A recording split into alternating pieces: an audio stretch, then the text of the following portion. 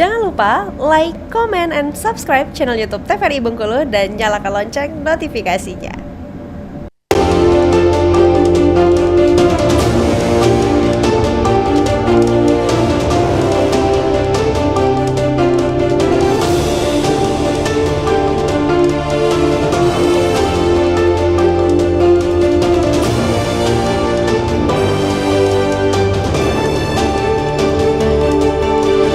Menyaksikan Berendo TVRI Bengkulu masih dengan tema yang sama terkait dengan waspada stunting pada anak. Bang Agung, selaku petugas Promkes sendiri, ada tidak sih strategi dari Promkes sendiri yang efektif nih untuk meningkatkan kesadaran masyarakat tentang pentingnya bahaya stunting ya? Karena ini sejalan juga dengan apa yang dijelaskan sama Dokter Sela ya, usia matang pernikahan ya. Balik lagi edukasi dan tidak akan berhenti kami mengedukasi mengenai bahaya stunting. Dan yang pastinya paling penting itu jangan pernikahan dini tuh. Jadi jangan menikah di usia yang belum pada waktunya gitu ya. Kalau kita mengikuti dari pemerintah atau Kementerian Agama misalnya usia yang untuk menikah itu kan untuk perempuan atau laki-laki itu 19 tahun. Tapi untuk paling bagusnya itu untuk perempuan itu bisa ke umur 21 tahun gitu. Sampai 22, 23 gitu. 22, 23 ya, berarti emang sebenarnya untuk usia matangnya itu di angka segitu ya. Karena kan kebanyakan kalau untuk masalah stunting ini anak-anak yang memang pernikahannya di bawah angka tersebut. Betul. Sebenarnya untuk proses dari ataupun mungkin permasalahan stunting ini banyak ya? Banyak sekali. Jadi sudah disampaikan sebelumnya sama Dokter Sela bahwasannya berawal dari masa remaja dulu. Jadi mereka masa remaja mungkin pada saat kami kegiatan dari salah satunya kita dari Puskesmas ya, salah satunya mengawali strategi untuk pencegahan stunting yang pertama itu adalah pemberian tablet FE. Jadi ini kita rutin untuk melakukan di Puskesmas, salah satunya saya rasa untuk di Puskesmas seluruh Indonesia ini sudah menjalankan ya, karena ini adalah tugas memang edaran dari Kementerian Kesehatan bahwasannya pemberian tablet FE ini sangat penting untuk remaja putri yang ada di Indonesia gitu. Jadi kita rutin ini melakukan kegiatan seperti salah satunya tadi juga kita melakukan kegiatan aksi bergizi. Kita di SMP Muhammadiyah tadi pagi ya, kebetulan Dokter Sela juga ada juga. Jadi kita langsung memberikan salah satunya pemberian tablet FE. Terus meranjak lagi ke pemberian tablet FE, mungkin mereka melakukan pernikahan gitu ya. Habis pernikahan itu mereka mungkin melakukan kegiatan yang namanya bimbingan catin gitu. Bimbingan calon pengantin. Ya, jadi itu sangatlah penting. Jadi bukan hanya asal menikah saja, misalnya memilih pasangan.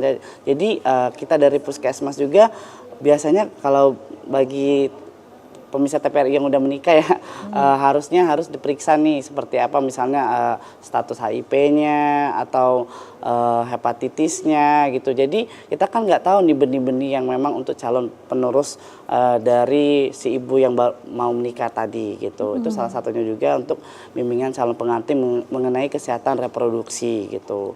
Mungkin beranjak lagi udah menikah misalnya kan, jadi salah satunya udah hamil nih, udah masuk 1000 hari pertama kehidupan dari pertama hamil. Mungkin salah satunya strateginya orang tua atau si calon ibu tadi rajin datang ke posyandu untuk minum rutin tablet FE. Itu mulai dari masa kehamilan berarti? 1000 Iya, 1000 hari pertama kehidupan itu mulai dari usia bayi 0.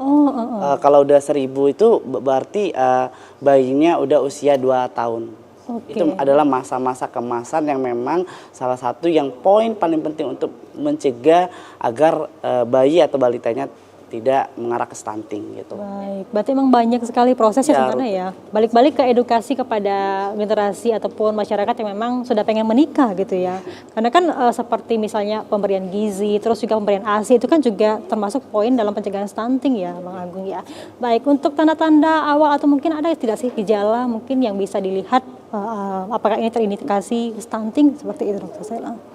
Oke, yang pastinya kita lihat itu kalau posyandu itu kan dilakukan setiap bulan ya. Nah, di sana ada kegiatan penimbangan berat badan dan pengukuran tinggi badan. Apabila berat badan anak tidak bertambah dan tinggi badan anak juga tidak bertambah setelah diukur 3 kali berturut-turut, itu sudah harus dilakukan pemeriksaan. Apakah anak ini memang murni mengalami kekurangan gizi atau ada penyakit yang mendasarinya. Hal yang paling sering pada anak itu tidak ada keluhan, hanya saja tidak bertambah berat badan. Penyakit yang menyebabkannya adalah TBC pada anak.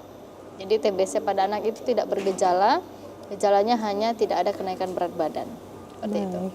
Berarti apakah dalam kandungan juga bisa dideteksi atau mungkin setelah kelahiran saja? Kalau dalam kandungan kan kita selalu ada taksiran berat janin seperti itu. Makanya kita selalu memberitahu, Bu, harusnya di usia kandungan sekian, beratnya sekian, kayak gitu. Apabila tidak mencapai, kita kacap, artinya kita kejar seperti itu. Artinya apa? Kita tambah suplemen nutrisinya, kita kejar kembali agar mencapai ya ambang batasnya seperti itu. Kalau sudah mungkin ada ciri-ciri ya dokter ya, berpotensi anak ini stunting, itu konsumsi makanan yang biasanya wajib nih dikonsumsi sama ibu-ibu itu apa aja? Sebenarnya saya mau memberitahu dulu, stunting itu bukanlah genetik ya, bukan juga bawaan lahir kongenital, bukan seperti itu. Ini hanya saja adanya bukan gangguan seperti itu, hanya saja terjadinya hambatan pertumbuhan. Nah, karena kekurangan gizi. Kalau misalnya ibunya yang anemia, artinya kan kondisi gizi untuk anak yang di dalam janin juga akan berkurang seperti itu. Nah, ini memang berakibat ke berat badan anak juga. Makanya ibu-ibu itu kan yang sedang hamil, suplemennya itu biasanya kita tingkatkan. Besi ya, kemudian asam folat, kemudian yang lain-lainnya ya. Makanya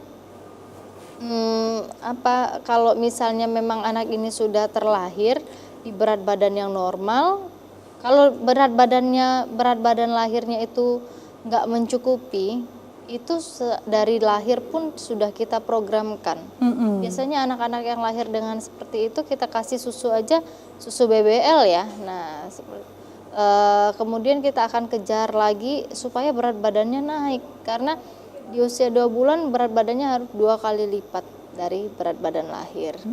Kemudian tadi berarti balik lagi juga kondisi kesehatan ibunya juga ya berarti ya. Betul. Baru turun ke anaknya gitu. Jadi kondisi kesehatan ibu, kondisi gizi ibu juga akan menentukan kondisi gizi anaknya.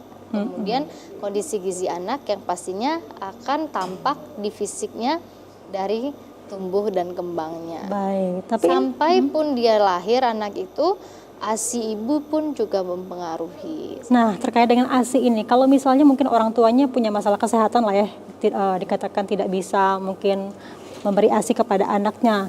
Nah, terus memberikan susu formula nih. Tapi untuk susu formula sendiri sekarang ini kan marak ya beredar ya. Ada yang bilang bisa menyebabkan anak itu tumbuh kembangnya berkurang dan sebagainya. Tapi itu juga salah satu faktor nih penyebab stunting, dokter, atau seperti apa? Nah, makanya ini tadi, kalau sebenarnya itu kalau kita lihat apakah anak ini ASI atau tidak. Kalau ASI eksklusif, apakah ASI ini memenuhi kebutuhan gizinya atau tidak. Itu kan tergantung dari apa yang dikonsumsi oleh ibu.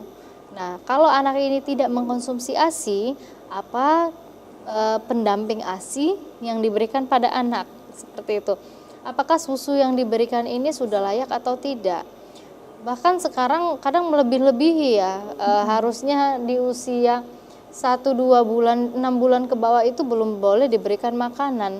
Tapi di daerah sana masih banyak yang belum tersebar mungkin pengetahuan tentang ini, sudah memberikan anak itu makanan pendamping ASI di usia sejak dini, seperti itu. Yang harusnya belum boleh diberikan, seperti misalnya pisang. Pisang itu baru boleh diberikan nanti. Ketika usia anak? Lebih dari 6 bulan, seperti itu. Meskipun sudah dibuat sehalus mungkin itu? Iya. Belum siap. Juga seperti nasi, ada nasi kadang yang sudah terus terang aja udah diberikan juga kepada anak. Kemudian apalagi madu, seperti itu ya. Iya. Nah, kalau memang dia tidak bisa diberikan ASI eksklusif, artinya ASI langsung dari ibu, silakan. Mau dikasih ASI formula, mau dikasih susu formula, silakan. Tapi kalau bisa yang sudah terstandar. Kalau seandainya berat badan anak yang diberikan susu formula ini tidak bertambah, ada apa dengan susu formulanya? Apakah ini susu formulanya sudah terstandarisasi atau belum? Apakah gizinya mencukupi atau tidak? Banyak kejadian yang saya temui di lapangan itu, ibu-ibu yang memberikan susu kepada anaknya, kalau susu formula tidak sesuai takaran.